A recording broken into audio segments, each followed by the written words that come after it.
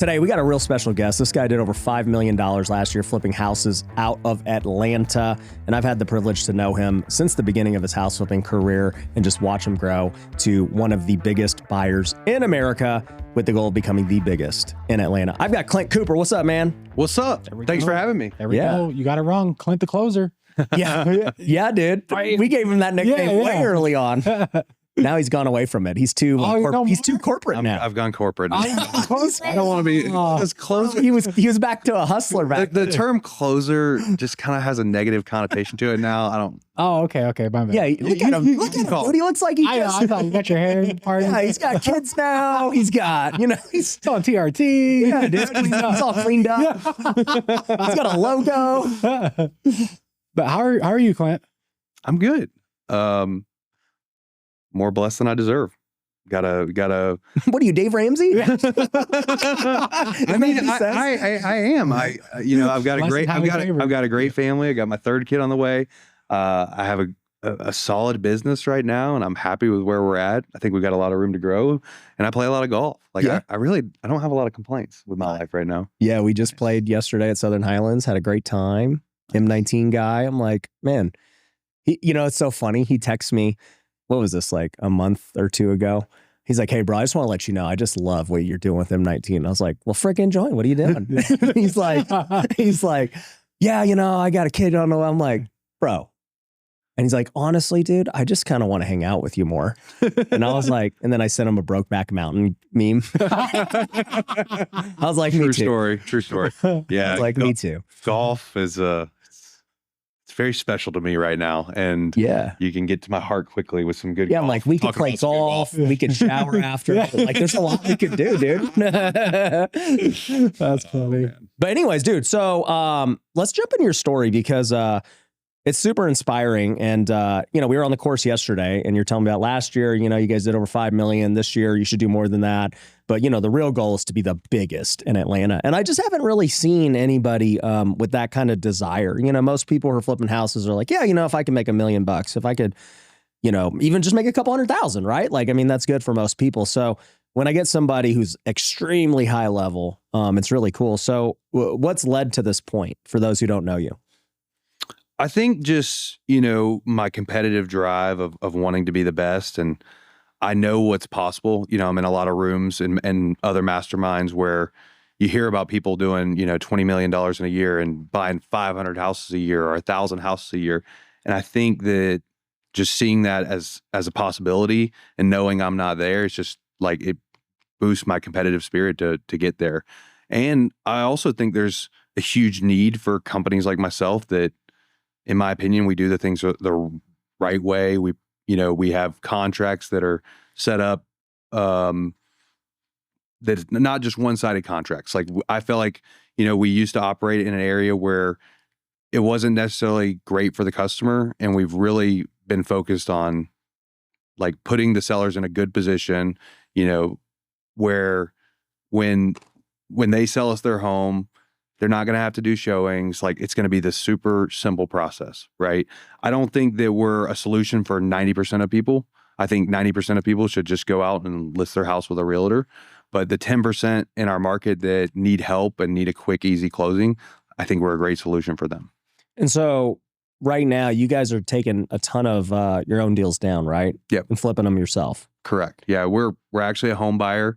That's something we pride ourselves on. One of our big competitors in Atlanta is Mark Spain, and everybody offers or says that we buy houses, and they don't actually buy houses. And so that's kind of what we're kind of digging our heels in the sand. That's our differentiator. We actually buy houses. We buy houses. Nice. We buy houses. How many houses did you guys buy last year? About 200.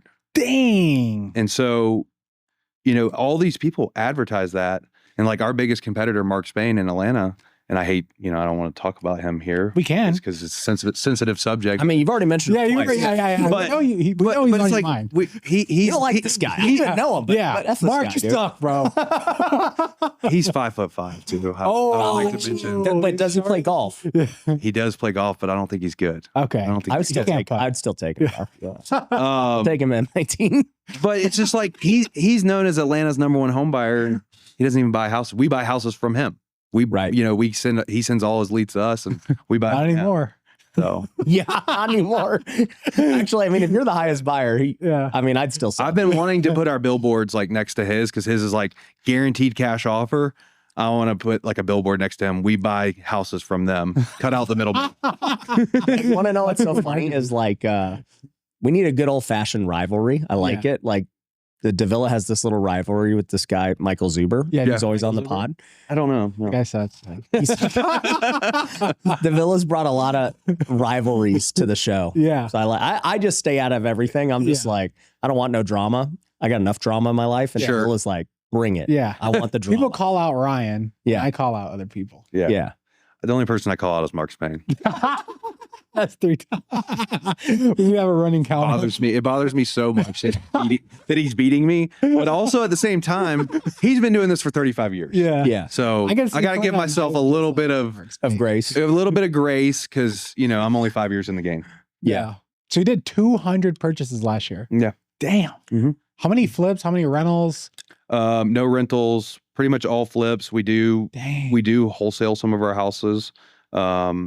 Just ones that are, fire burned houses or something that's just a giant rehab or a weird house. Yeah, we just don't want to flip them. That's crazy. And, we tell our customer what we're going to do, our exit strategy and everything like that. And just try to, again, make it as simple as possible. So if we're going to wholesale it, we're going to go over to the house one time. Like we're not going to send buyer after buyer over there and inconvenience the seller. We truly want to be like the. And when you buy it, you don't even send any. Like you bring your project manager out there and one time, and it's done. And it's done. Dang. Yeah. How many houses have you bought in a year? What's the most? 150 was the most back in 2018. Dang. Yeah, that's a lot. Yep. How much? Yeah, Ryan and I were talking about it yesterday. There's other businesses that are probably more attractive and a lot less risky, but.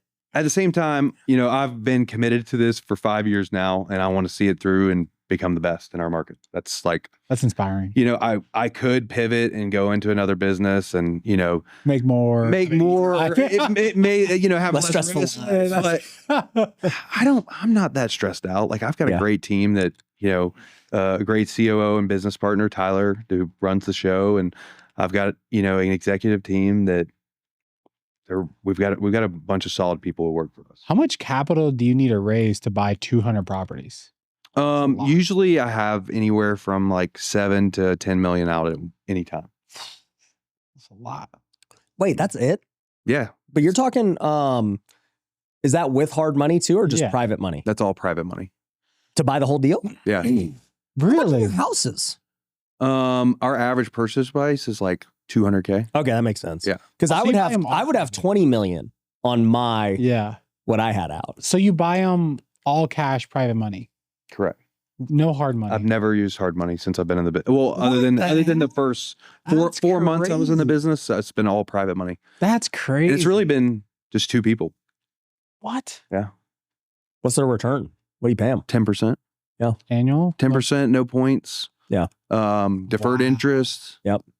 I get calls from hard money lenders all the time, and I'm like, you can't beat my rate. You can't beat my terms. I know. Because I get 100% of the rehab up front as well. How much will you, to be the number one, right? We got to basically 4X from the number we're talking about.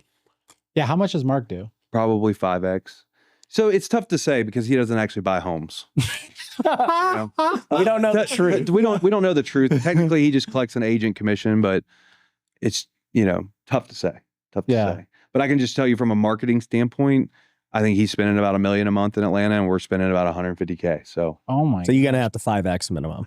Well, how do you know that you're not doing more than him now then? Because he ain't spending $1 million a month and losing. He ain't dumb. He may be short, but he's not dumb. But he's not. Yeah, sure, but he's not dumb. That's funny. I've got a dartboard. That's what they say. They're like, he may be bald, but he is dumb. Yeah. I've got a dartboard at my house with his face on it. Do you can you track his listings? Is there a way to do that? Yeah, there's some ways you can collect the data. Yeah. Yeah. We started using STR analytics. Have you guys used that? Short-term rental analytics? It's not no, I forgot. I gotta ask Justin. But there's a tool that I can look up any LLC and see how many flips they've done. Yeah, it's called Wealthy Deals, dude. We give it to our students. It's very simple. Like literally, we can go look it up right now. In today's real estate market, it is really difficult to find cash flow, and I don't see that changing anytime soon. For this reason, I'm a huge fan of wholesaling real estate right now specifically. It's the strategy that I'm using in my real estate investing business, and it's what all of our students at Wealthy Investor are doing as well. And we've built this entire new system where we give you everything you need to start your wholesaling business. You get the motivated seller leads, the same softwares, the same systems, processes, and one-on-one coaching and support. We'll show you step-by-step how you can get started today and get your first deal in 30 days or less. So go to wealthyinvestor.com today. Yeah, from a buying perspective, like I think we're right behind Open Door in our market. Yeah. But again, Mark Spain, who doesn't buy homes, is known as the number one home buyer. Right. So let's get off of this guy. Yeah. So Say it again. yeah. So You let's should- talk about how you got to this point. I talk about him a lot. They're like, good morning, guys. Hold Mark, on. Now I need to know. Does he know about this He obsession? doesn't know. do you have his number? Do you ever call him? No. Nope. You just call him. He plays at a golf course that I play at pretty frequently, and I haven't yet to see him out there, but I'm just waiting for the day. Just to play, just one-on-one. Yeah. Not to mess you up on this round, dude. I like it. So let's talk about, I mean, we'll jump back into kind of the plan to defeat this arch nemesis. Sure. But how did you get to this point, right? Because a lot of viewers are listening to this and they're like, okay, this guy's 5 years in, he's already running and gunning, he's building brand and all this stuff. How did it start? It started with Wealthy Investor. It was known as Future Flipper back then, but Yep. I literally, so I exited a previous business, and I've been on this podcast a few times now, and I'm honestly, like, I've rewatched them, and kind of embarrassed about some of the stuff I said back then. Just because, like, it's like, if you're not embarrassed at some of the things you did the year before, are you really growing? Right. Like, I've made some dumb decisions along the way. But I sold a previous business. I'm sitting on a little bit of cash, and on TikTok, Ryan shows up, and I joined his, what was called Future Flipper back then, now called Wealthy Investor. And a few months in, did my first deal. I remember I was on accountability calls with Brian those first few months. There we go. And from there, first year I had a really great year, but it was also a product of just an insanely hot market.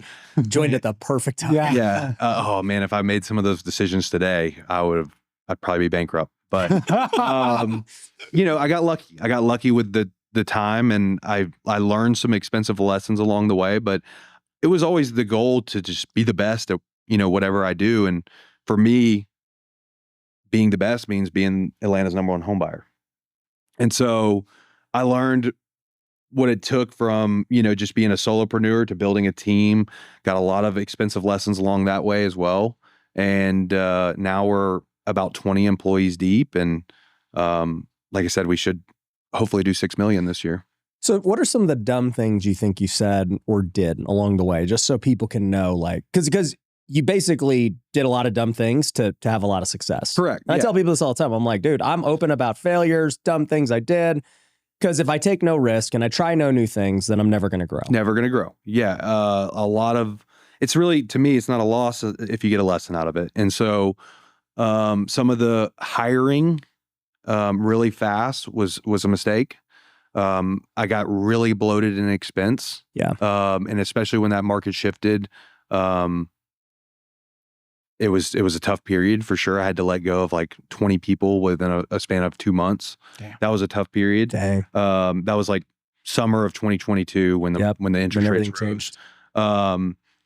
It's extra too much risk. Like, I tried to graduate from flipping entry level homes to luxury homes. Boakley Brothers, they're at fault. They got me. They're at fault. But it's a completely different game. And I lost during a period of a span of about 4 months. I lost $600,000 on 3 houses. I was lucky to not, put me out of business. Mine was way worse. And I still lose money on houses to this day. Like, it happens. Like, I think we had, 215 houses last year, and 11 of them lost money.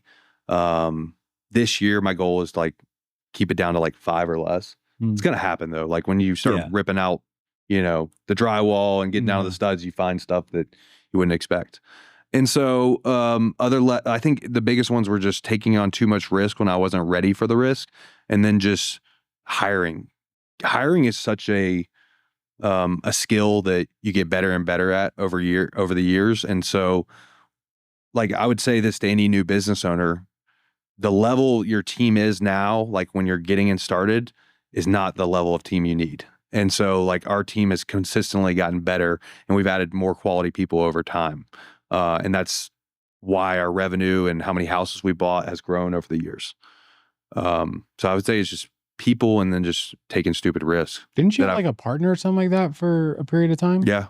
Bad business partnerships too. And I wouldn't say that was a bad one, but it was unnecessary. And what did you learn from that one? Like, what happened? I would say that don't believe everything you see. Okay. I think part of what you told me too with that was just, it kind of goes back to what you said with trying to scale too quick. Yeah. You're like, oh, let me bring on this guy who's got experience scaling quick, and I'll give him equity and all this crap, even though you had a good thing going. Yeah. And I was like, all right, this will put rocket fuel on it. And it's like, it didn't. Yeah, it did. I think that what our sellers were saying about us at the time, when we were operating during that period, we didn't get the best reviews then. Now it's like every review that comes in is 5 stars. And so, like, we did some brand damage during that period is what I'll say. Just how we were operating. And, that's, just another lesson along the way that I've learned. Right. Yeah. Right. So now, fast forward, we're 5 years in the game, hundreds of deals, hundreds of houses. You had a clear vision of like, hey, I started out as Clint Closer, the hustler, just doing deals, screw the reviews, let's just make money, right? Hey, I think most wholesalers and flippers, that's kind of like, you're just trying to make money. Like, you're just figuring it out, right? And now you're transitioning to what I keep hearing is brand. You're like, hey, I want the best reviews. I want to be known as the #1 actual home buyer in Atlanta, because the other guy's not. Yeah.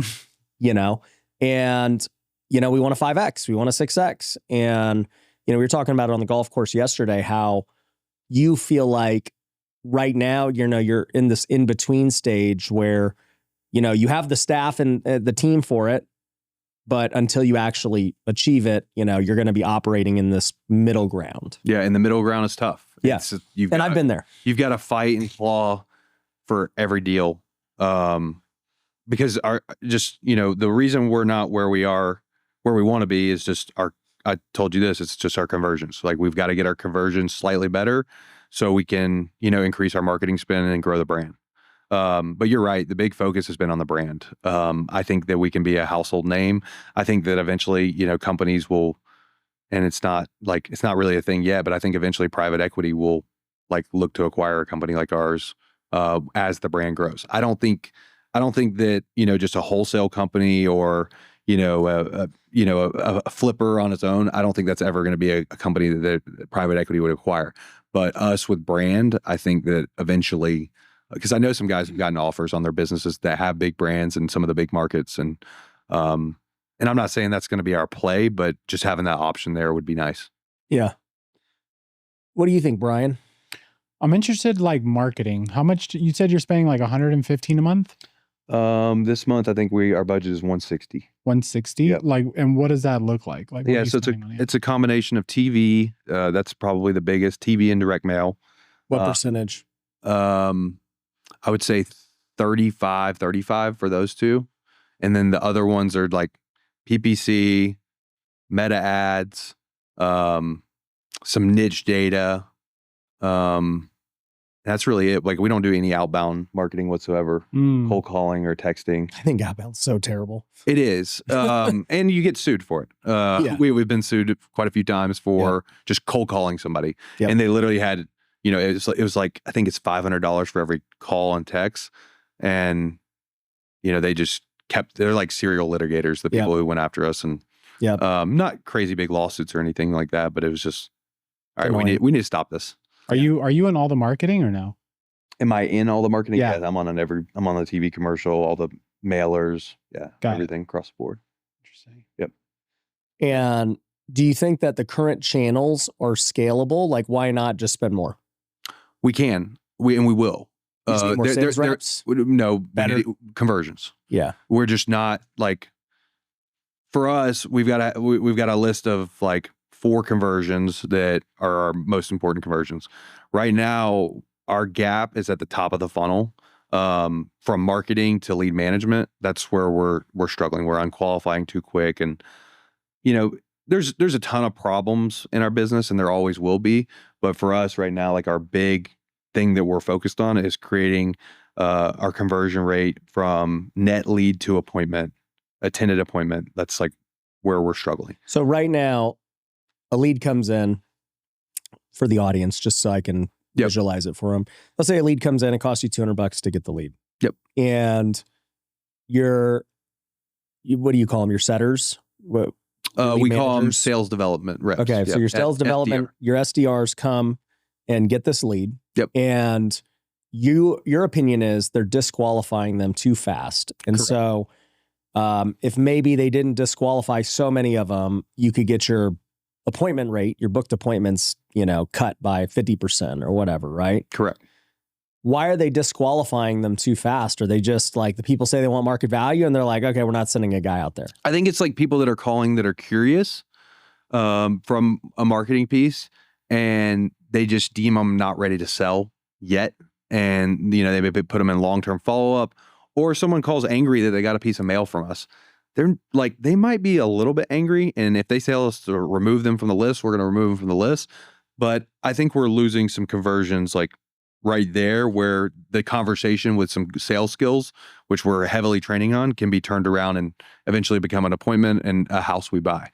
So wait. Just so I'm clear. Yep. Obviously the person who calls angry and, whatever. Okay. That's an extreme. Okay. Probably a DQ. Sure. But somebody who's like, yeah, I don't know, I'm just kind of curious what my house is worth and whatever else. They're also DQing those people. Correct. And your opinion is they should just send them out on appointments. Well, they called us for a reason. Right. No, I agree. Maybe they're not, super ready yet, but they called us for a reason. And is it just they don't want to piss their closers off? Exactly. Yeah. That was the problem. Yeah. They're like, closers going on appointments, and they're like, the closers, to me, it seems like a closer problem. Yeah. Because the closers are telling them, why do you keep setting me on all this bull crap? Correct. And that's what our sales manager is currently working on, like making sure that he's controlling what's getting through, and we're opening the floodgates a little more. And we believe our conversions will go up because our current appointment to contract conversion rate is too high. Right. That's my point. We're not going on enough. Yeah. What is the current rate? It's like 33%. And we need it to be somewhere in the 20 to 25% range. I was going to say that because if you go on twice the appointments, but now it's 20%, you win. We win big time. Yeah. Yeah. And that's the difference. And once we achieve that, in my opinion, we're going to start increasing the budget to 200 and 250. It just doesn't seem hard to do. Like the setters just set the appointments. We have a very green team. We went from an overseas team to an all-American team, and they need some training. Like none of our setters have been here for more than 5 months. Have you tried AI yet? We've sprinkled it a little bit. And if one of our SDRs is not available, we have an AI agent answer the phone. Right. I don't have like a particular dead set opinion on it yet. It just depends on how good it can be. Right. Have you heard of anyone in the masterminds you're in and everything that's like having a ton of success with AI for sales? No. Yeah. Not yet. I think that there's a lot of people that have adopted it, but I've heard pretty much zero success stories.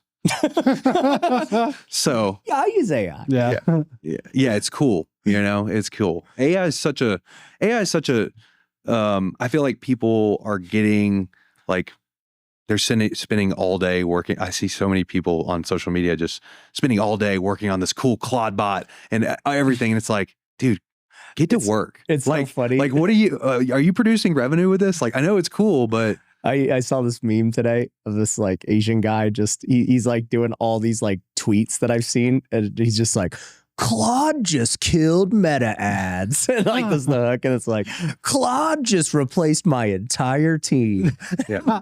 And it's just, I literally saw someone post that like they got back $500K a month off Claude doing tasks for them. And I'm like, gosh, this is like, come on. And don't get me wrong, we're using it. We're working on it in the background, but it's not like just something you set and forget. No. It's like requires work and maintenance, and like it's you got to treat it almost like an employee. But we are using it, but it's not. I'm not like, hey, AI can do everything. I don't believe that. Yeah, that's what I've realized about AI is, for most people, they are thinking about it replacing an employee, but you still have to treat it like an employee. You got to train it, you got to run it, you got to oversee it. Yep. It uses tokens. Like, it's not free. It's not free. It's like it really is the same in that way. Yep. And yeah, it just depends like on the task that you're trying to do. 100%. And I think it's, it's disrupting a lot of spaces. Like, you see Oracle, they fired 30,000 employees over an email on a Monday to invest more in AI, and they're using AI. It's clearly like there's something there. I just don't think it's all the way there yet. Yeah. I think in a year's time, I think there will be a lot easier uses for it. Yeah. That don't require as much overseeing and management. I think it will be ready for setting like at a high level in next year. For setting, like for setting, appointment setting. Yeah. Closers. I don't think you can ever really replace like human connection, especially for us. We're going out in person. Like that's a whole nother thing. But I just don't know if you're selling something high ticket that you could ever really use AI for. Yeah. Personally. Like on the closing side. Yeah. Cause I've had our setters ask me about it, because I literally talk about it on this podcast. And, I'm like, we're going to try it. And like, if you guys are outperforming it, great. Freaking, it's awesome. But if it outperforms you, it is what it is. Like, it just is what it is. Yeah. And, my thing is to all salespeople listening to this, get better at sales. Yeah. If you're currently a setter, become good enough to become a closer. 100%. And if you're a closer, keep getting better at being a closer, and keep getting better at outperforming anything and everything that could, because sales are always going to be needed no matter what. 100%. But lower skilled salespeople and lower skilled anything will eventually, probably get replaced. Agreed. So what does your team look like? You have 20 people. What do they all do? Yeah. So Tyler, COO, me, CEO. We've got a director of marketing, Meg, a sales manager, Kyle. We've got 3 acquisition guys who go out to homes and sit down with the sellers. We've got 1 acquisition guy who is responsible for maintaining relationships with realtors and wholesalers to buy houses from them, including Mark Spain. We've got an in-house listing agent, in-house construction manager, in-house closing coordinator, and her assistant. We've got a person responsible for payroll, human resources, all of that. She's got an assistant as well. Trying to think what else. And then 4 sales development reps. What are those? Oh, the SDRs. The SDRs, yeah. Got it. Yeah. What does your director of marketing do? And then how do you pay them? Because I feel like that's what I need. Director of marketing is in charge of, so currently she's pretty new. She's been with us 3 months. She is in the process of moving PPC in-house. So getting away from the vendors. Oh, so she's going to be ad buying. Yeah, she's going to be doing that for TV as well. That's the thing with like buying media and like paying for ads and using vendors. It's like the management fee could be the cost of a really good employee. Yeah. Like we're paying our PPC vendor $4,000 a month. We're paying our TV vendor, 5% of total spend. Mm-hmm. We're paying, our Meta manager, an X amount as well. It's like, okay, I've got $10,000 a month to hire someone really good to manage this all and can do it in-house. Has to be the right person, but just right now it's currently moving some of the stuff in-house, the management of the existing vendors, and also seeing where, managing the spend and where it's best spent. Got it. So she's tracking like ROIs and she's also very, so like I mentioned, we need to increase our conversion rate. she's very focused on working with the sales manager to make sure they're agreeing on what's getting through the funnel and getting out to our, appointments. Interesting. And then how do She's you? eventually going to be our COO, in my opinion. Oh, you think so? Yeah. She's smart. Or she might replace me as CEO. I don't know. She's very, sharp. very high level. Yeah. Got it. And then how do you like incentivize her? So with the deal we worked with her was a base salary and then a percentage of net profit. Yeah. Interesting. She wanted the upside. That's how we got her to work for us. She had job offers to make 400K, working, with some of these big corporate companies. What'd she do before? She was in media buying, and then also she was a sales manager as well. So she's got a little mix. That's an interesting mix. She started out her career in media buying for the first 4 years. In the past, 8 years, she's been sales manager. Interesting. Yeah. She's got a great background for us. How'd you find her? She went to college with us. Oh, Through our network. We've been trying to hire her since the year we started. Yeah. like you guys are too small. Yeah, we weren't in the spot, and just right time, right place. We agreed on a deal, and like I said, I strongly believe that she's going to either take Tyler's job or my job, and one of us will move into the owner's box. Wow. Yeah, Brian's in the owner's box. I'm in the owner's box right now, but I want to grow. Yeah. Brian's funny. He talks about how bad real estate is and he's having his best year ever. And then he doesn't do anything. Yeah. He just does this podcast unpaid just for fun. Just chilling. Actually you do get paid. He just comes and golfs with me all the time. That's what I still pay that. That's what I asked him before. Do you get paid on this? And he was like, no. I was like, it's probably good for but I get to go to SoHi. Pay $300. I paid $300. That's pretty cheap. For SoHi? It's not 1,000. Yeah, it's not 1,000. Can I replace him? I like that. Yeah. It's a good deal. That's a good deal. You see? A golf guy right here. And then he meets all these high level guests and just picks their brain and gets mentored. Yeah. Yeah. But yeah, I think for me, or the audience, I guess, give us 3 tips to scale our wholesale and flip businesses. I mean, so many people in our space just don't consider it they consider it more of a hustle than an actual business. Mm-hmm. And so if you were running, say, we were talking about a plastics company that, does $100 million a year. It's one of our M19 guys. Yeah. Just sells plastic.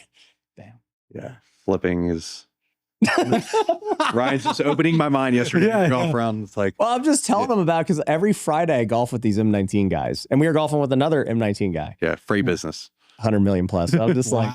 and I'm just I might be in the wrong business. Yeah. It's just, and you hear about how they scaled and their stickiness and, the freight, I was talking about stickiness, and I was talking about, actually, it's funny, about the last, 6 months, I haven't watched any business content. I've just been in my gym, I've just been listening to worship and whatever.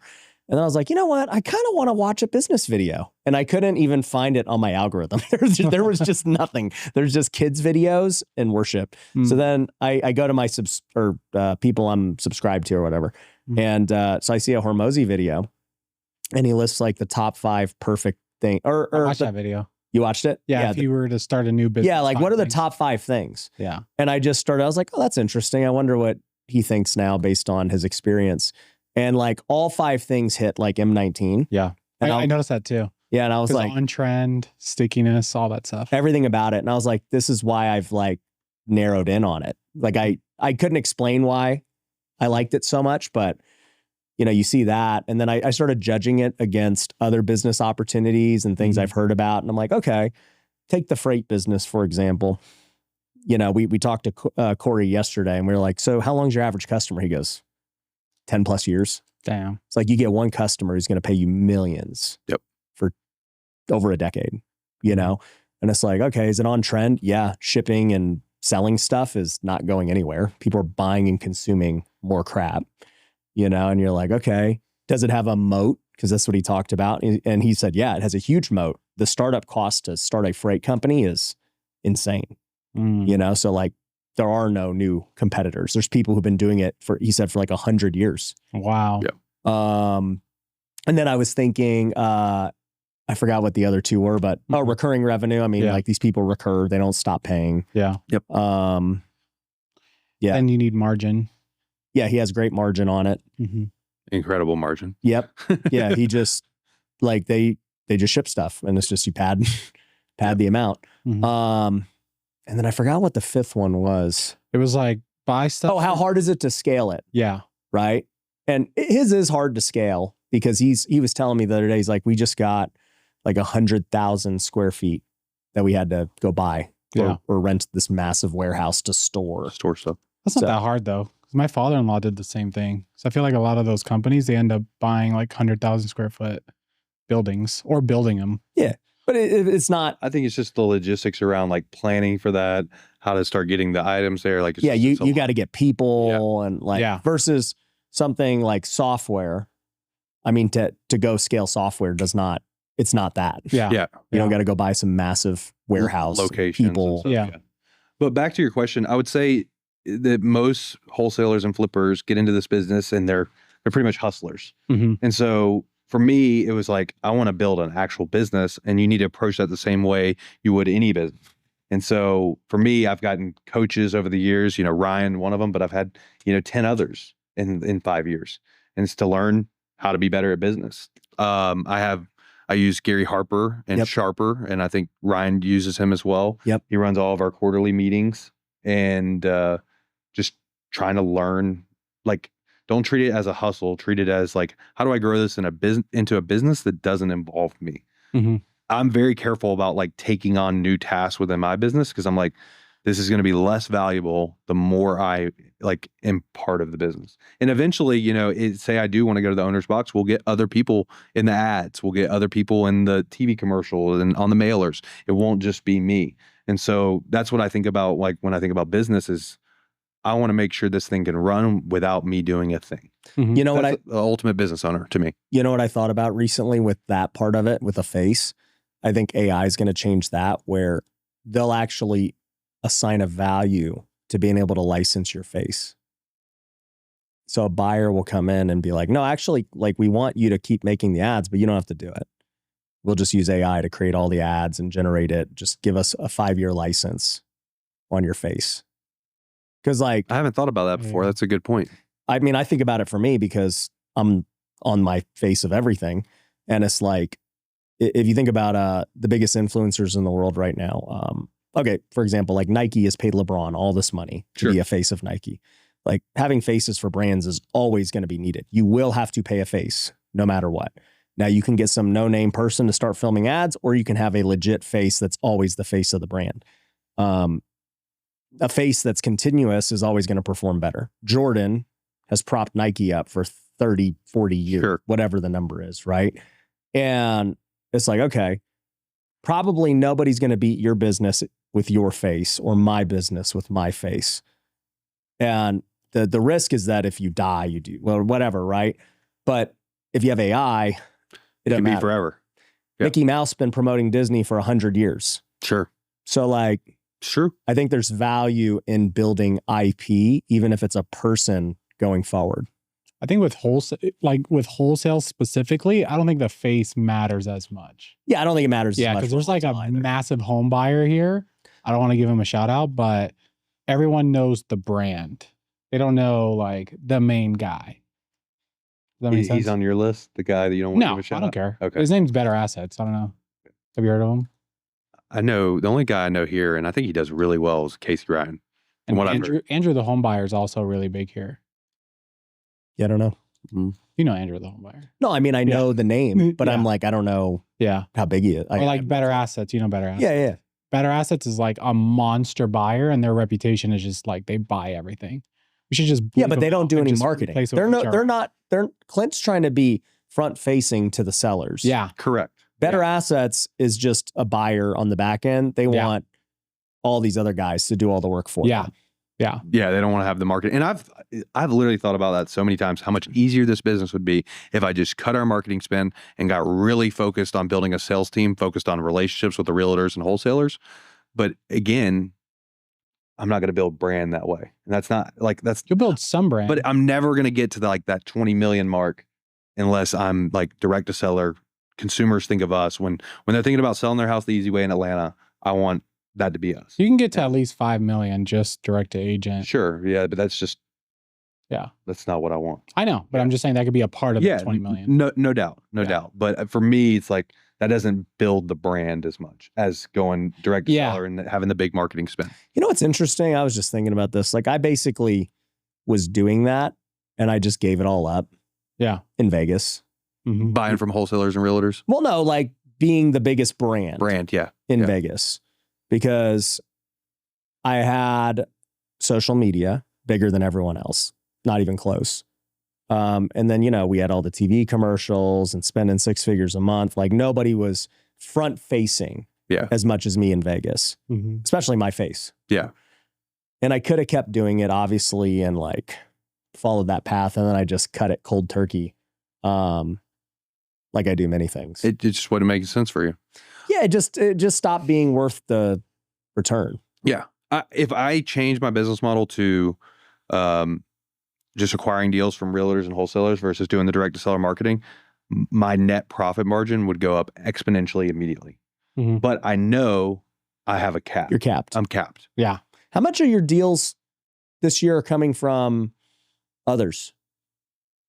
I would say we get 2 a month right now from others. So maybe like, So 20 direct to seller, 2.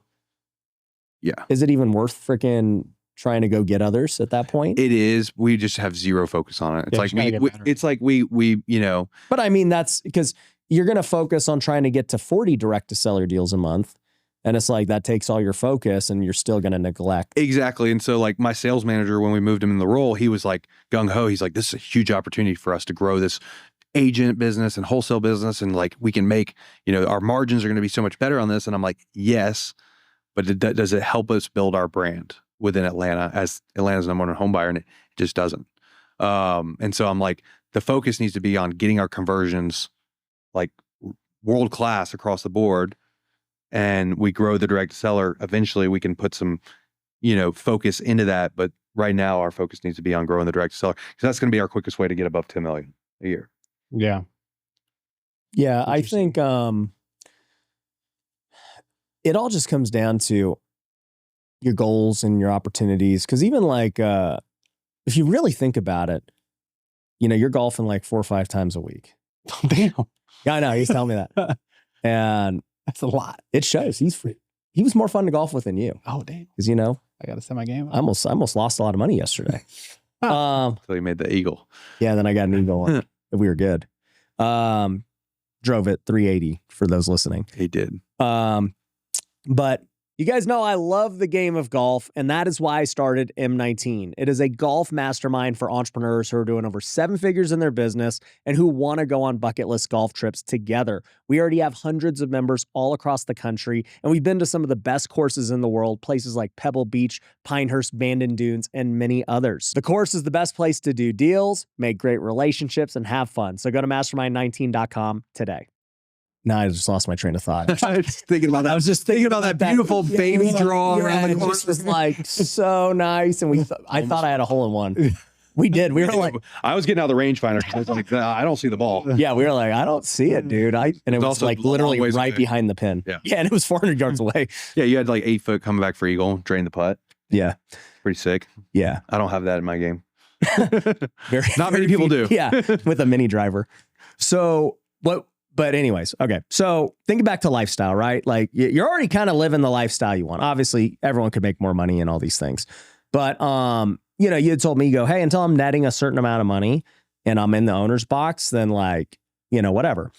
And I was just thinking, I'm like, okay, at 5 million, 6 million a year, you have a choice. Like you could be in the owner's box already and go make $1 million a year. And like, it's good. Or you could be the number 1 buyer in Atlanta, and then you're not going to be in the owner's box for a long time. Like you're just like, it's going to take everything you got to go take down this fool. And you know, is it worth it? Right. And is it worth it out of spite?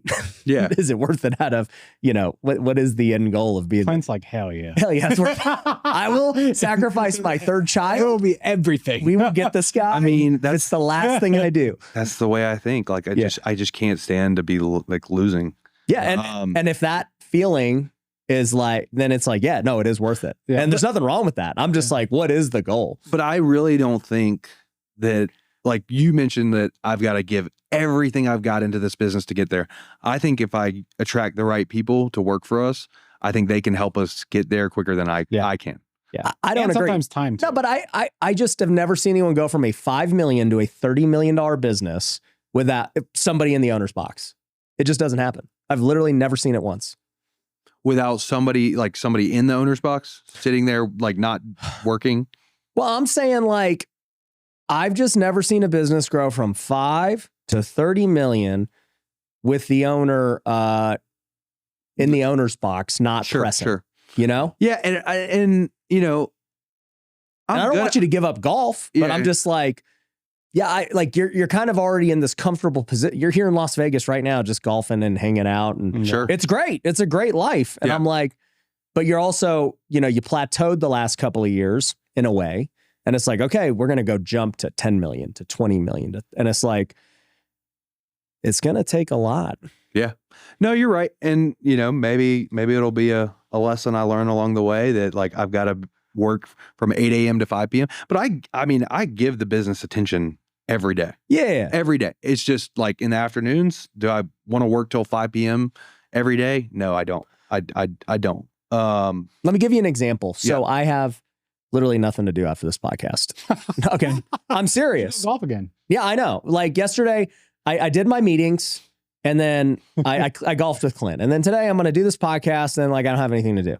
And then like I've kind of eliminated myself in most tasks today. The only thing I have to do is my Monday meetings and podcast. That's basically it. Mm-hmm. The rest, I look at my schedule. Tiffany will tell you this. My schedule's like, there's not much on my calendar anymore. Like, it's just like, I'm like, what should I do? And if I was really focused on going to 30 million or whatever, right? I could for sure like do stuff because I'm not there, and it's like, okay, let's think of a new marketing plan. Let me like go review sales calls. Let me play with Claude and figure out how we can, like, there's so many things I could be doing. Yeah. That for sure would drive impact. And then I just kind of look at it and I'm like, I don't know, man, my life's pretty good. Like, you just kind of like, that's what's so hard about building a big business is staying hungry. Yeah. That's the hardest part. Yeah. No doubt. Yeah. And yeah, especially like my mind, like I have a mind similar to yours, and like I want to go open up other businesses and do all that. Like I struggled with that in the beginning for a while. Like I started an education company for a little bit, and like ultimately realized that was going to take away from me like being the number one home buyer. Exactly. Exactly. So I've got focus on it like day in and day out, but it's just not like I don't want to be so valuable to the business that I've got to give it my all. Grinding weekends, everything like, and I guess kind of like where I'm getting at with it is like, and I'm not saying you got to grind weekends or anything, right? It's not what the wealthy way is all about, but we both could work more than we currently work. No doubt. Right. No and doubt. Still have like good family life and, all this stuff. And I think the hard part for me anyways, and I don't know if this is it for you, but I have a hard time going deep at anything because I'm like an 80-20 guy. So I'm just like, yeah, dude, freaking my Facebook ads will more than do the trick and they're good and everything else. But it's like, I was even thinking about it with M19. I was like, what if I did want to get 1,000 members this year? I don't think I can do it with just Facebook and spending more as of today. From what I've seen, I think it hits a plateau and whatever. And I was like, okay, what would I need to do?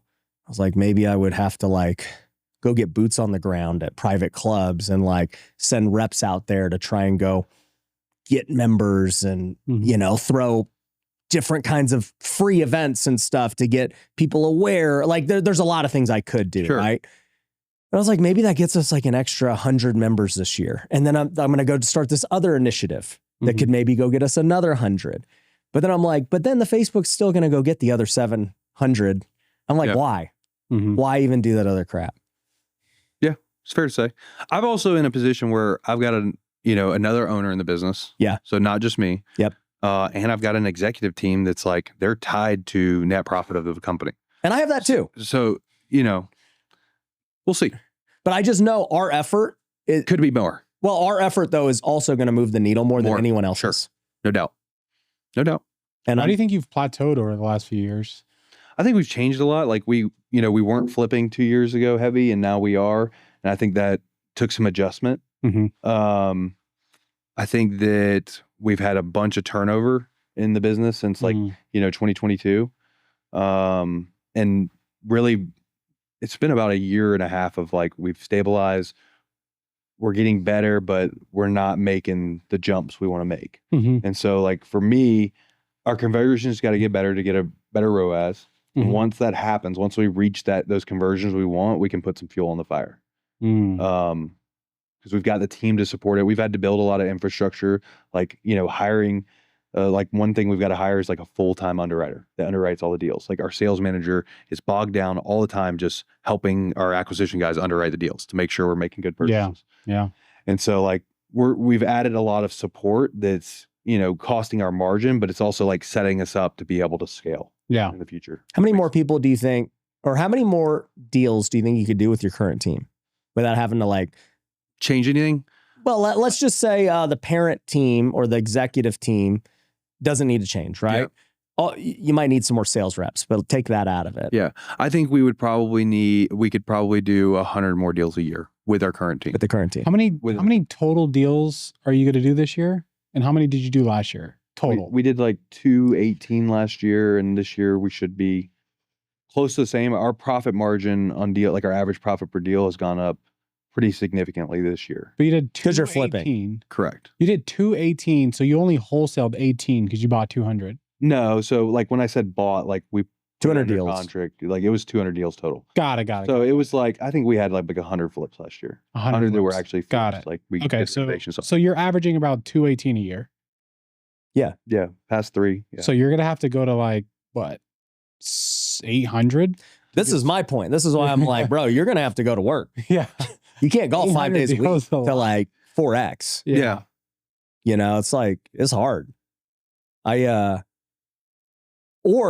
And this is not what I advise, but like that's why I just do different things. Like I kind of am like an 80-20 guy with everything. I'm like, the house flipping business, this is like a good point for it to be like, I'll move on. Yeah. Let me do this. Let me do this. Let me do that. And I'm not saying it's right or wrong. It's just going deep, I've found is like extremely hard. It is. Depending and on the level. that's also why, like, if you get there, you've got your moat built. For sure. It's hard. And that's why I'm like, man, how much work do you have to put in to go 5? Okay, so like, let's just break it down. So if Clint's going to 5x his deals, he's got to get to 1,000. 1,000 deals. How do you backtrack 1,000 deals? First off, from the very top of marketing, it's like, okay, what's your cost per contract? About $6,000. $6,000. That's high. Yeah, but our contract to close rate is so high, and our average profit per deal is 35 grand to get a contract. Yeah. What's the close contract? Like, what's a close deal? What's your customer acquisition cost? About 10,000. Okay, so 10,000. So our average profit per deal is 35 grand. Yeah. So 10,000 times 1,000 deals. So you're gonna have to spend $1 million a month. That's what Mark's been spending. Yep. So you're gonna spend $1 million a month. You'll probably need 5 times the sales reps if the current guys are at capacity. They're not at capacity. Okay. I think we're gonna need 3x. Okay. 3x the sales team. All right. Yep. So your team still has capacity. What's your average deal size? 35. 35. Oh, that's the same as us. 35. But they flip. You wholesale. Yeah. Oh, flipping sucks, bro. You're in SoCal, Margaret. Yeah. Right? Yeah. So it's a higher purchase price. Yeah. Flipping sucks. So flipping's so easy to me. Yeah. Right. You just get the right. Yeah, right. That's Cap. I'm calling Cap. Flipping is. I'm calling Kaepernick right now. I mean, I've got, but it's easy. It's easy for me because I have. I know. I'm sorry, Clint. I've been doing this for 10 years, brother. Why do you think it's easier now? Yeah, why do you think it's easier? We've got a construction manager that manages our GCs. Could we lower costs and bring everything in house, sub everything out? Sure. But we like the way we're doing it currently. Construction manager handles everything from start to finish. We know how to price our flips right to sell versus sit on the market like everybody else. Yeah. And we underwrite them that way. I do remember you telling me that last year. You're like, our stuff sells quick. And I'm like, what are you doing? You're like, we're pricing it below comps. I'm like, what? I would have never. You're like, what? Why don't you just overprice it? Because or price at value. It just depends on the area. Like if Right. we got a hot area, we can push it a little bit. But if we're in an area where there's a lot of actives on market, we want to be the nicest product at the best price. Yeah. And that's going to sell every time. Yeah. And I don't like, could I wait 3 months on the market and wait for it to sell and, maybe make a little more? Maybe, but that's a lot riskier and just, I want to move. I want to turn them. I'm saying you're doing everything right. I'm just saying like to get from 200 to 1,000 to 1,000 and you're flipping, bro, it's going to be freaking Is there anyone, hard. is there anyone flipping 1,000? I would say Jeff Neidiger in Chicago is not flipping 1,000, but he's probably flipping 700. Okay. Single families? Yeah. Damn. Shout out to Jeff. Tell That guy's Jeff he crazy. should be an M19. Jeff is Him and I talked like 5 months ago. Jeff is a guy I look up to for advice and someone I look up in the space who does things the right way. What's his name? Jeff what? Neidiger. He's out of Chicago. Okay. Chicago's #1 home buyer. We'll get him on. Jeff Neidinger. He's just a great dude and he does things the right way. And he's been in this game for 17 years though. Yeah. And he literally struggled with this business for 12 or maybe like 13 of the years. I think He's really accelerated. He hired somebody to, and I think, I don't think there's any one fix to any business, but he hired basically like a general manager of the company and things exploded from that point. He got the right guy running the systems. They invested heavily into brand. Like they went out of a quarterly apparently with Gary and came out that they were going to 3x their TV budget. And they're like, you would think your return would get saturated. Their return got so much better because they were like past that level of, just being on there a few times. They were everywhere all the time. Yeah. And their return skyrocketed. I can also attest to that from the social media perspective. Like if people see me every single day on social media, then like I'll win eventually. Yeah. Yeah. No doubt. And yeah, it's just, he's a guy I model after a lot. I talk to Doug Hopkins a lot out of Phoenix. The guys that are doing what I want to do. Like they're at the level I want to be at. I think you could do it. I'm gonna saying flipping is tough. I'm taking a picture of you and sending it to Jeff right now. And I'm going to say, you got to come. Jeff's the man. Yeah. He's got a great team. When I go to our Collective Genius conferences, so I bring some of our executives as well, and I pair up them with his executives. Oh, really? Yeah. They got a good business. Speaking of this, I was talking to you yesterday about the landscape of real estate, and how have you seen other people? Like we're talking about the people who have killed it. There's been a lot of people that were high level doing millions, and now they're just done. What did you see for the reasons why people didn't make it? I think brand was a big thing. Like when the outbound stopped working, obviously interest rates, a tougher market. But when the outbound stopped working, the barrier of entry to getting into it became much higher. Yeah. And so I think still getting into flipping is not that hard. Like I think you're going to have some lessons along the way and you need to be careful and you might want to partner with someone in the beginning. But I think the barrier to wholesale now is harder than it is to get into flipping. Interesting. Just because I think you have to put up so much investment. Like you can do like Brian's doing in direct to agent and get deals that way. But if you're going to go direct to seller, you've got to be putting up some serious cash every month to get started versus if you're going to flip a house, just go buy from whoever. Go buy from who exactly. And so the marketing side, the barrier of entry is tough now. Yeah. Because for instance, if you get on Atlanta and you go on TV, if you're spending $20,000 a month, you're not even a drop in the bucket. You're not going to get much from that. And so just the barrier of entry is really high. I told I transitioned Wealthy Investor into this model about almost 2 years ago now, where we give the students our leads. Yep. And I basically was like, look, I've already spent millions building brand and you get to just get my leads with my face, my brand everywhere. You will never be able to replicate this. Sure. And you have an opportunity to get it now. And so That's been the model for the last 2 years. It's just they get leads, they get our softwares and everything.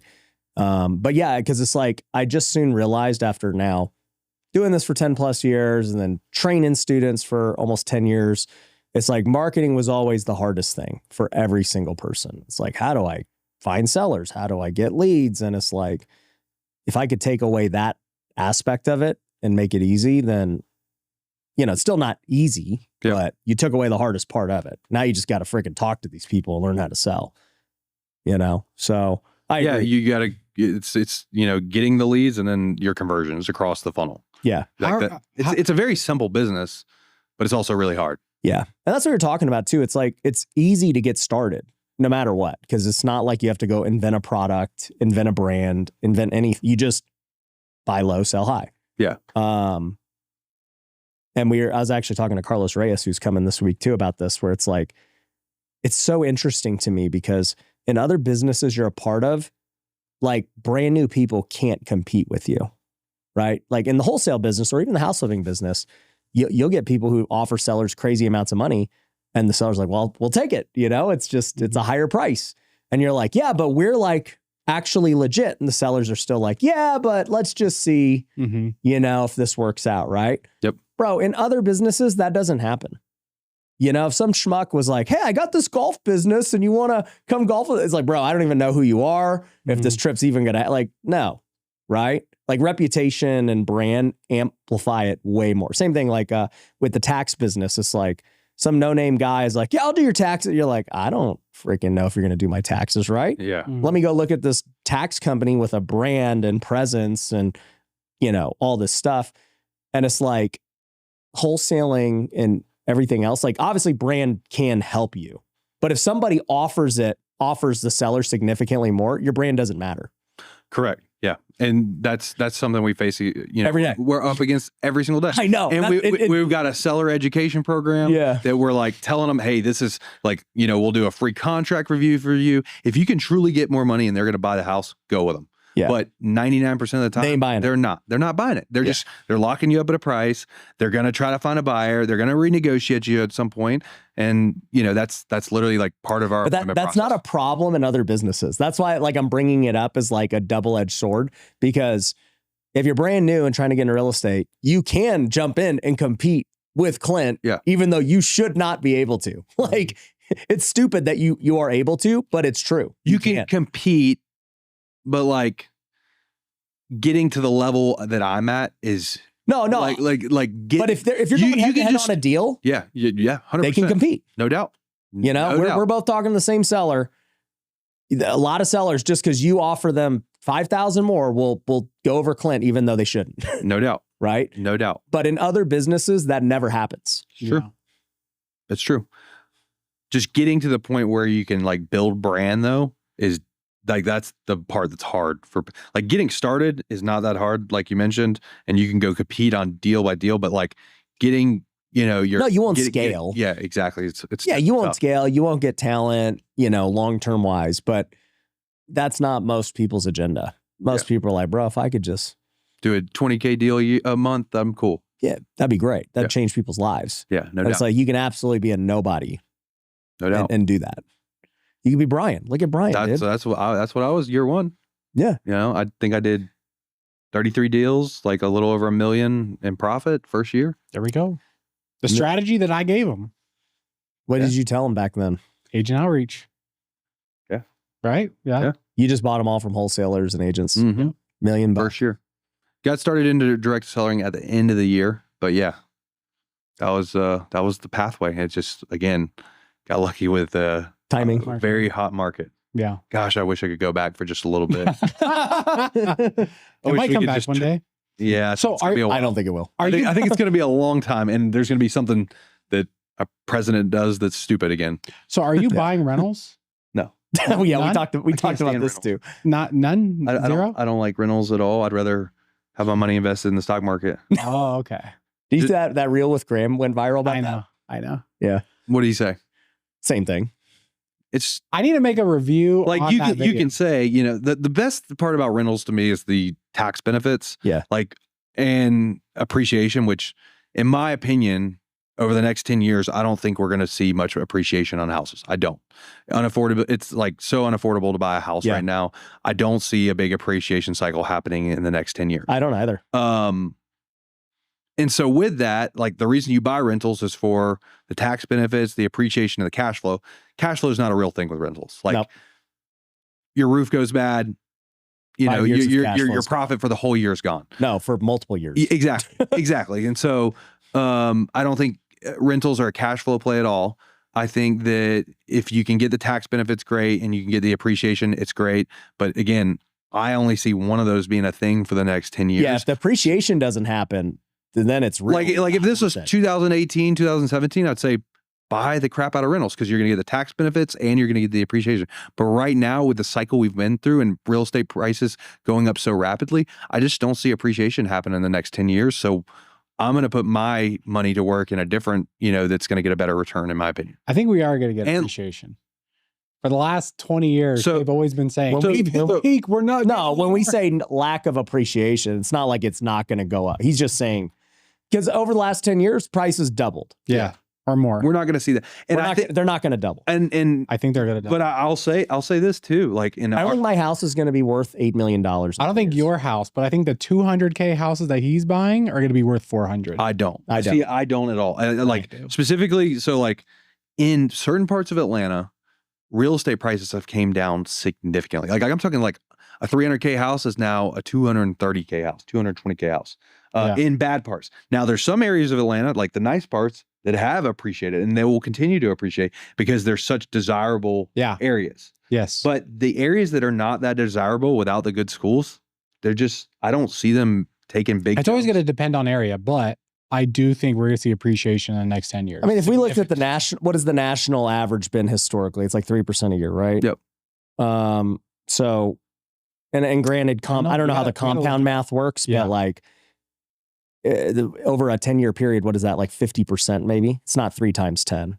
Yeah. But again, they're taking everything. I know, it's the national average. Yeah, but we're not talking about national averages, right? We're not investing in like Detroit. Well, he's saying in his market, he doesn't believe it's going to do that. I believe it'll be in you know, but as real estate investors, we know where to invest. So we're going to beat the national average. The problem in my market is, though, I don't know. if I'm going to buy, there's no way we could lose. If I'm going to buy a rental in one of these nice areas, my cash flow is going to be so negative, it's unbelievable. Yeah. Because their prices are too high in the good areas. Yeah. In the bad areas where no liquidity, where I can get the 200K house, I'm getting no appreciation in those areas because they're so bad. Yeah. What were those 200K houses 10 years ago? We're in 2026. 50K. You see? Okay, well. But I don't think we're ever going to have a cycle like we had in 2021. We will. I promise you. Listen, Clint, let me tell you a story. We get a bad president, Clint, prints a bunch of money, then maybe. Let me tell you a story really quick. Let me tell you guys both the story. All right. So 10 years ago, right? I started in real estate. Okay. And I'm in the office. I got a little suit on. I think Zubert's going to love this story. It was a sick situation. I've seen pictures of you in the suit. and okay, no, this is a real. You had a little bit of hair. I had a little bit of hair. This is a real story, and I want the listeners to remember this because I promise it's going to happen again. I promise. It will. I just don't think it's the next 10 years. But let me finish my story. Okay, so I'm sitting in the office, right? Yep. All these old brokers are like, man, in 2005, the phone was ringing off the hook, bro. I was turning people away. My friend bought a helicopter. It was going bananas. And I was sitting there, I was like, bro, I can't wait till that happens again. And they're like, Brian, when it comes again, you got to take advantage of it because it only lasts for so long. And I was like, okay, mental note. And then I remember I was on a Zoom call with Ryan, and Ryan's like, they just lowered interest rates to 0. Guys, you have to buy houses. And I was like, okay, I have to take advantage of this situation while it's happening. And it happened. And I promise you, it will happen again. A president or a war or something will cause massive house inflation in the next 5 years. No. What? Nope. See that? No. Write it down. So if you got, all right, here's what I'll say about, here's what I'll say about rentals. I think if you start buying in like 7 to 8 years, you might be in a good spot. Maybe it's 10. Like there will be another 7 to 8 years from now. Correct. He's saying to start buying. To start buying. Correct. Why? Because I don't think the appreciation is going to happen in the next 7 years. I think can't in time 15 appreciation. it'll happen. You'll have another boom. You but can't I time don't- appreciation. That's the problem. I disagree. You have to buy It now. seems like it's 18-year cycles. Like that's It's not an 18-year cycle. It's a 10-year cycle. I guess from 2008 to 22 was 2021. 15 years. Yeah, we're like in the middle. 15 years. Yeah. Every 10 to 15 years or something. I just don't think it's happening in the next 5. Is what I'll say. And Yeah. like maybe after 6 or 7 years, I'll be like, all right, I think that like we've gotten to a point where Now we're not it's- now it's time, but it's not time right now. Yeah. Like you can wait a few Yeah. years. I would And say Graham Stephan was wrong, by the way. And we should do a review on it to look at the actual numbers. Because I don't know if he was including appreciation in his numbers. he was right. No, he wasn't. Stocks have outperformed real estate since 2020. And it's not even Chad. close. Ask Claude right now. All right, I'll ask All right, Claude. ask Claude right now. I'll ask Claude right now. Stocks have murdered it. They've like straight up murdered it the Ask last it. 6 years. Ask it in Vegas. Hey, Claude. So I'm sitting here with my bald co-host, Brian Davila. We're live on the podcast right now. Yeah. And we're debating what has performed better since 2020. Is it real estate or stocks? Yeah. If someone invested And, 100K, and by the way, you can even take leveraged real estate Yeah. too. tell them 100K. If you invested 100K in 2020 and 100K in stocks in 2020. It doesn't matter what you invest. See what It's it going to does. just give the percentage. It's going to be stocks. It's going to be stocks. No. It's going to be closer than you guys think. And it says the S&P 500. Now we're talking about the U.S. National Home Price Index. Okay. Let's see what happens. I like watching Claude think. I'm like, oh, I wouldn't have. Okay. Now it's weighing the leveraged real estate gains against Yes. stocks. Yes. Okay. Yes. So we're giving real estate all the benefit it could possibly get with leverage. Yeah, because that's how we all buy. Well, not everyone. Not everybody. Dave Ramsey don't I do buy that. cash sometimes too. Okay. Here we I go. bought 2 houses. Fresh numbers for the show. That's what it says. Stocks. S&P 500 total returns with dividends reinvested. $1 put in at the start of 2020 is worth $2.20 today, roughly 120%. Cumulatively, or 13.4% annualized. Real estate, the index sits around 214 in December of 2019 and is at about 327 as of January 26th. That's roughly 53% appreciation nationally, or about 7.3% annualized unleveraged. So unleveraged stock crush it. Now it's going into a scenario. Take a $500,000 house in January of 2020, 20% down, 100K of your money. Today, that house is worth $765. Subtract the original 400. That's a 265% return on cash from appreciation alone. Yeah. The honest answer, the honest asterisk for Brian, stocks are liquid. They have no carrying cost. Real estate eats property tax, insurance, maintenance, closing costs, mortgage interest, which on a 6-year hold is real money. Vacancy, bad tenants can wreck the math. The national numbers hide huge dispersion. Vegas, Phoenix, Tampa run way hotter than the index. San Fran and parts of the Bay went sideways. So it's saying Vegas. What built more wealth in 2020 for someone willing to use a mortgage? Leveraged real estate. And it's not close. Told you.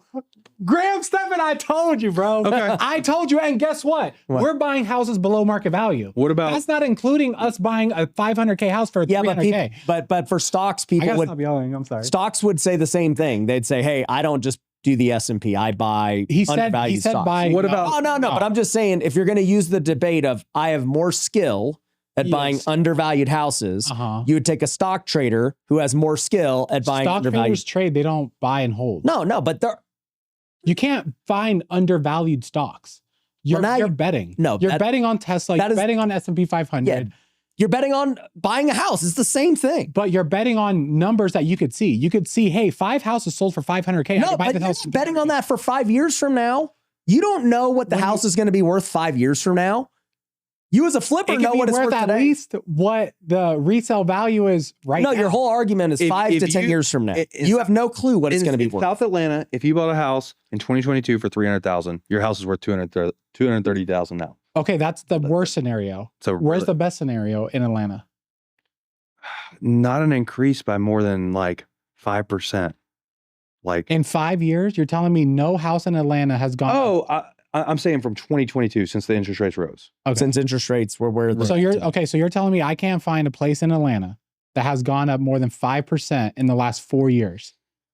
There might be some small pockets. Yes, there is. And we don't buy at market value, guys. Yeah, but legit traders are the same skill as us. They see undervalued stocks. They do all that stuff. Yeah. So if we're going to either talk as professionals, where we find undervalued deals, whether it's stocks or real estate, or you're going to talk the general public, where they're buying average, market value real estate, market value stocks, right? Yeah.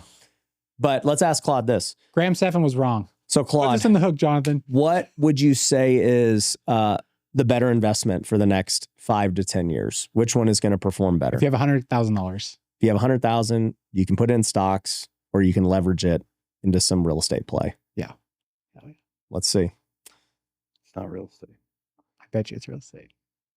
To be fair, though, what we all agree on is that owning a business will make you way more money than all of it. Owning a right? business will crush both of these. It'll just destroy it, right? We all agree. Yeah. We choose to have real estate businesses that run active income. It makes way more than a rental. Yes. We're purely talking about where to put that cash. Yes. Okay. All right. Here's my honest take caveat. Nobody actually knows. And of course, Claude, in the next 5 to 10 years, this isn't financial advice. It's already putting disclaimers. Like Claude's not getting sued. For someone with 100K who's willing to do the work, leverage real estate probably wins. Oh my God. I told you. I was always right, Tiffany. For someone who wants to set it and forget it, stocks probably win. Yeah. There's Risk so much adjusted. work involved. With Yeah, leverage real estate. but again, we're buying, and here's what Claude Clint is said. not taking us into an account. Look, it's going to give the case against and the case for. Okay. So it goes the case against stocks right now. The Shiller Cape is, I don't even know what that is sitting in the mid 30s. Historically, that is a top valuation. Every serious forward return model, Vanguard, GMO, is projecting U.S. equity returns in a 4 to 6% range over the next decade. So AI absolutely can justify its current pricing, but you're paying a rich price for that bet. The case for real estate, affordability is at a 40-year low, which sounds bearish, but it's bearish for transaction volume, not necessarily prices. Yep. Inventory is still structurally short. Millennials are dead in the middle of the peak of home buying years. And if rates come down even 150 basis points over the next 2 years, you might get a double whammy of appreciation plus refi. Then if you just do the leverage math, let's see. It's basically saying if you account for leverage in real estate, stocks need to go up 15% to basically do it. He goes, but here's where I'd push back on Brian and myself. The real estate math assumes you find a property that cash flows or breaks even at today's rates, which is genuinely hard. It assumes you don't have a nightmare tenant or a $30,000 roof. And it assumes that you're not buying in an overheated market like Austin or Boise that's already corrected. If you can't underwrite those deals, you get, and he goes, Ryan, you can, but most listeners can't. Yeah. The leverage cuts both ways. The tiebreaker, the listener who can buy a property at 10 to 15% below market, manage it well, and hold it for a decade will win. The listener who pays retail and hires everything out will lose. Yeah. I've got another. I agree. I've got another hot take. Okay. Real I estate got it down. long term in 50 years, other than the really good areas, will go down in value in 50 years. Why? Because birth rates are going down significantly. People aren't having kids as much. I'm not bullish on real estate long term hold unless you're in good, solid areas. But I do think there's going to be towns across America that go completely like they're ghost towns. Yeah. And they're like, completely abandoned.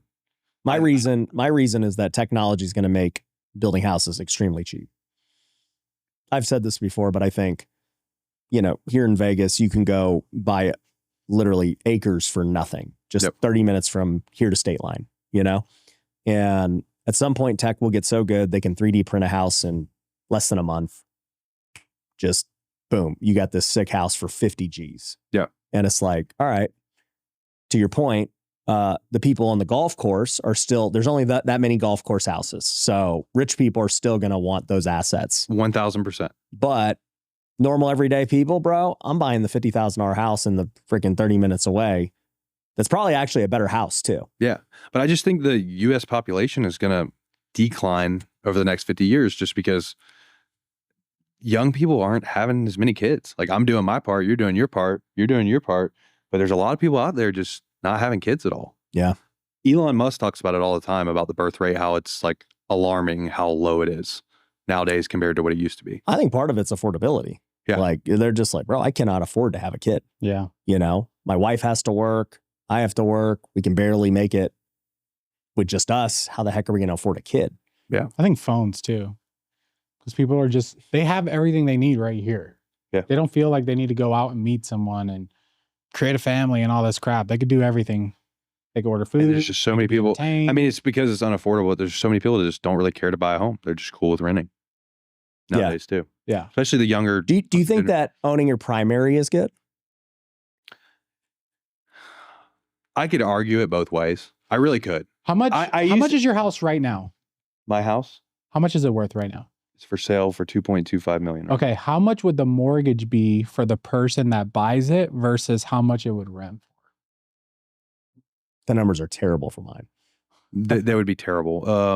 I think I could rent it out for maybe $8,000 a month, and a payment, if you just got a traditional mortgage, so say 10% down, be a jumbo, obviously.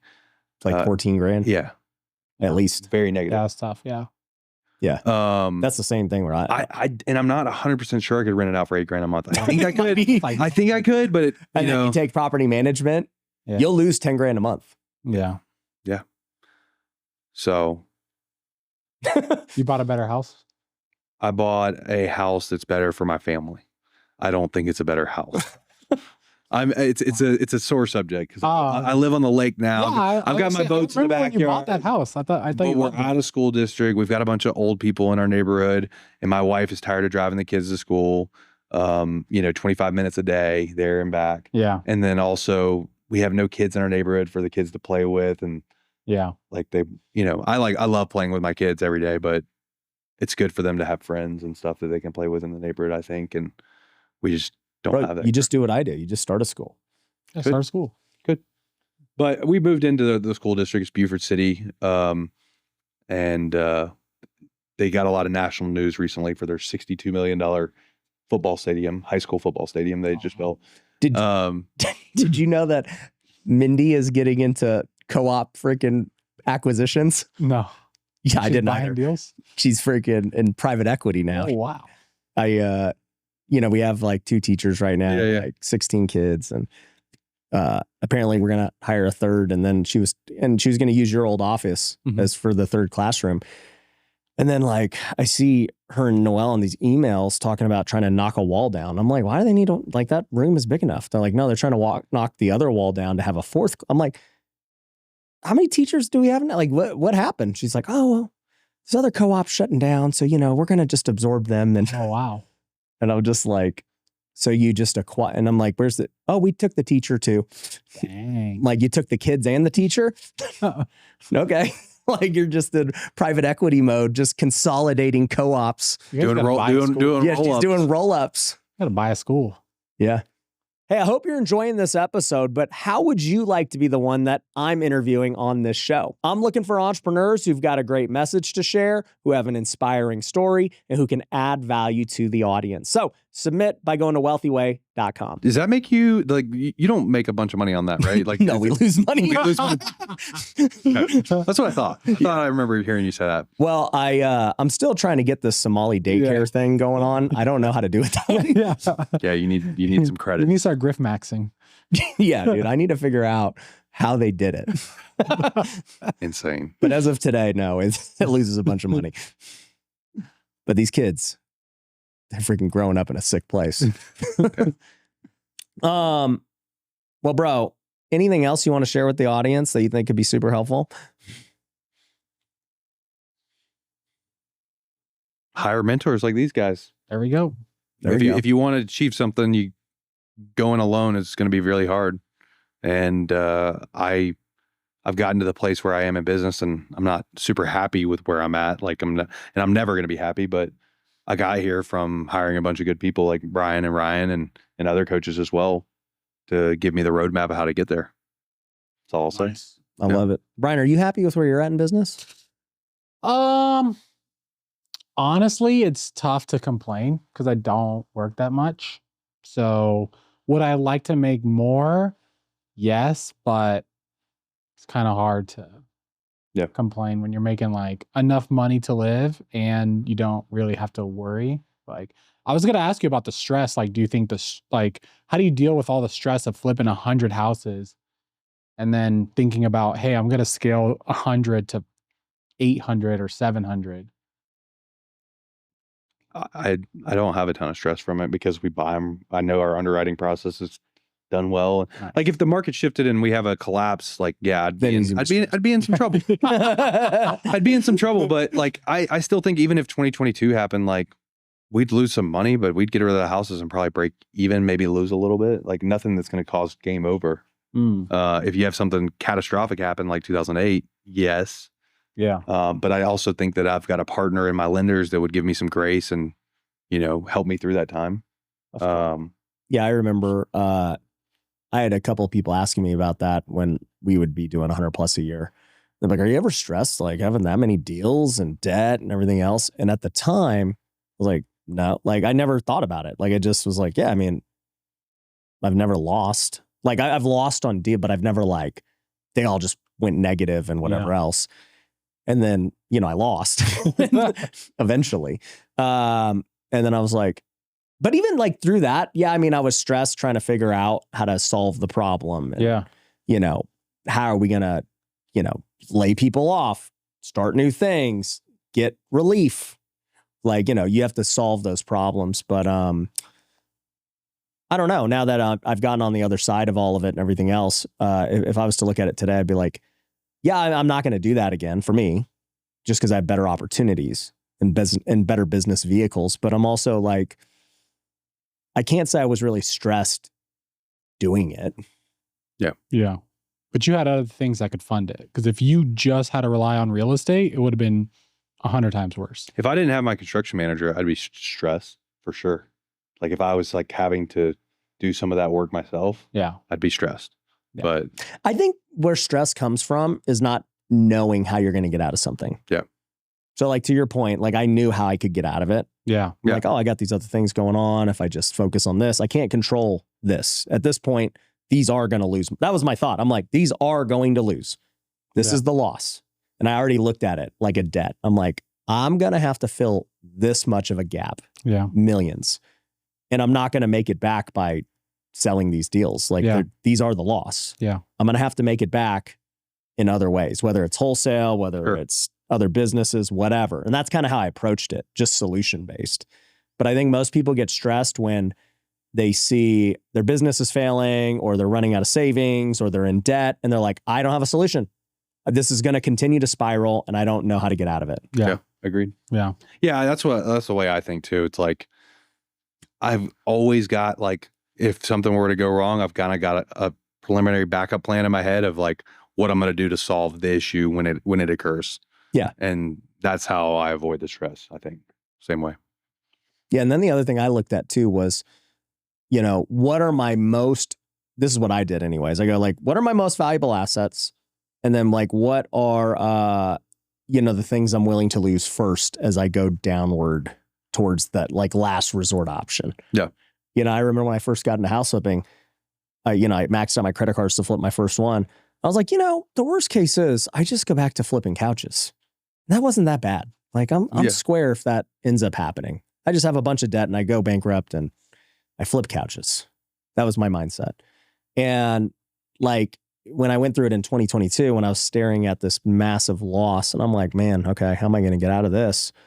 And then you're dealing with lawsuits and I was dealing with everything. And I'm like, crap, man, this is like a lot of stuff. I just sat there and started picking off things that I'm like, okay, this can go, this can go, this can go. And I saw my rental portfolio, which had appreciated a lot. I'm like, I'll sell every single one. I don't care about holding them or anything. These are piggy banks.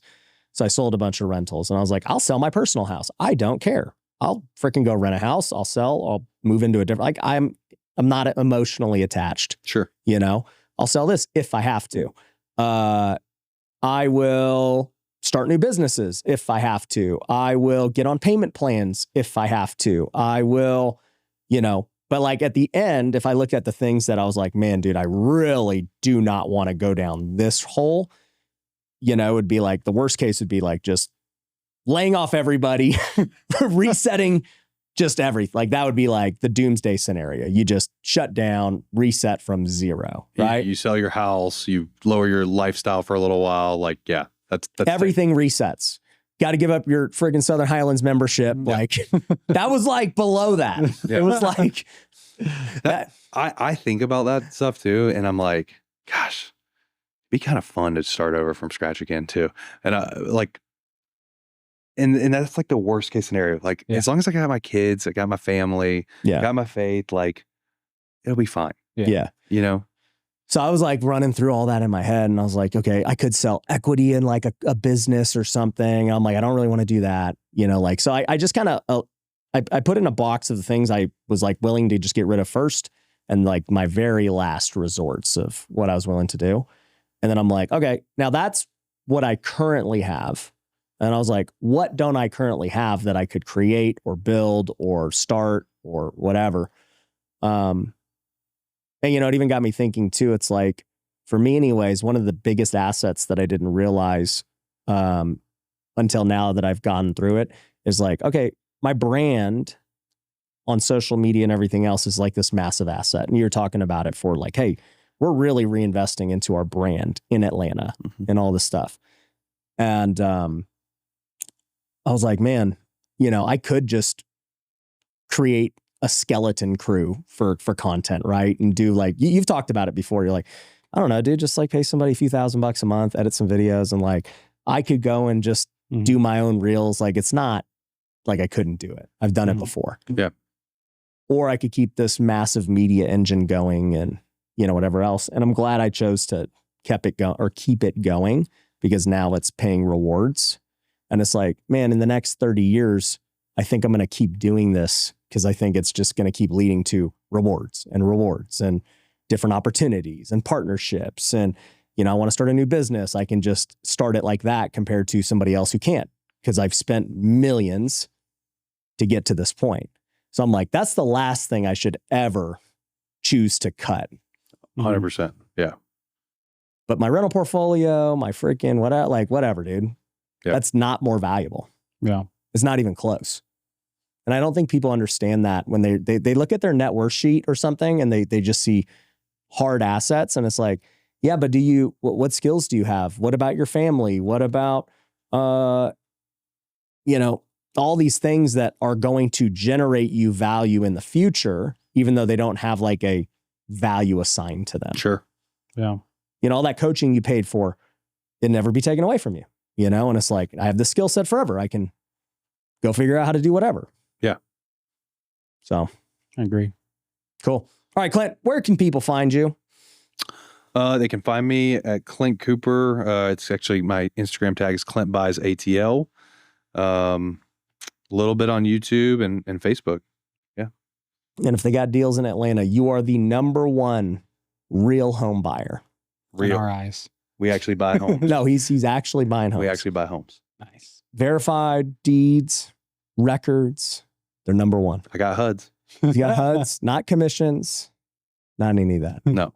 So go check them out, guys. We'll see you on the next one. Peace. Hey, thanks for watching the last episode. If you enjoyed it, make sure you catch the next episode that's playing right now.